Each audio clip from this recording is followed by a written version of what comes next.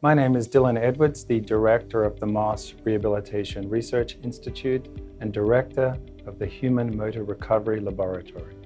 The focus of my research is to seek an understanding of the neurobiology of clinical symptoms and develop new treatments and optimize existing treatments for restoration of human voluntary motor function after neurological damage, such as can occur with brain injury or spinal cord injury in the adult nervous system.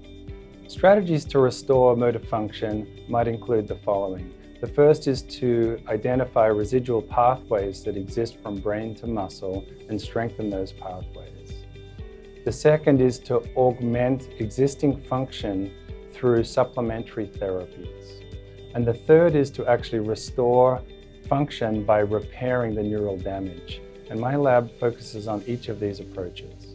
Over the last decade, my work has focused on the use of behavioral repetitive motor practice for clinical restoration of function in stroke and spinal cord injury.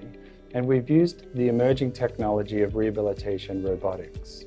One approach that we are excited to embark on is a new digital gaming technology that promotes many arm repetitions of practicing the movement in an environment of weight support without the assistive device of a robot.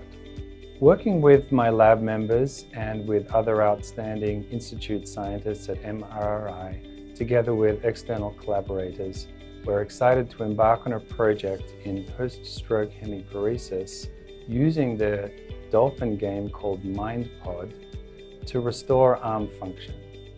Another approach we've spent some time working on is using non-invasive stimulation to augment existing pathway function. And here we use electromagnetic stimulation for both assessing the integrity of these pathways, but also promoting recovery. The final strategy for improving motor function following neurological damage is true repair of the neural structures.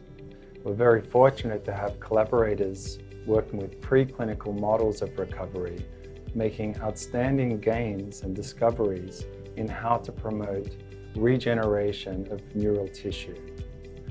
One aim of our laboratory is to begin to translate these findings to human patients.